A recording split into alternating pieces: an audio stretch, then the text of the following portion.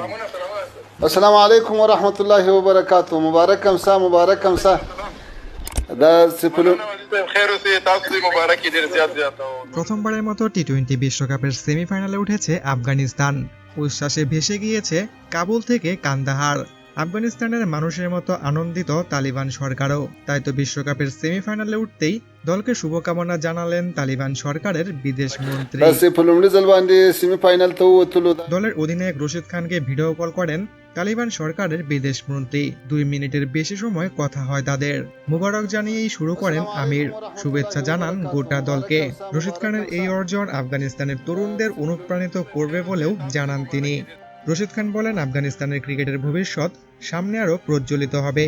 এই টুর্নামেন্ট অনেক দূর পর্যন্ত নিয়ে যাবে আফগানিস্তান ক্রিকেটকে। কেবল আইসিসি নয়, তালিবান শাসনের কারণে অস্ট্রেলিয়া পর্যন্ত আফগানিস্তানের সাথে দ্বিপাক্ষিক সিরিজ বর্জন করেছে। আফগানিস্তান যে কারণে দ্বিপাক্ষিক সিরিজের জন্য ভারতের মাটি ব্যবহার করে থাকে।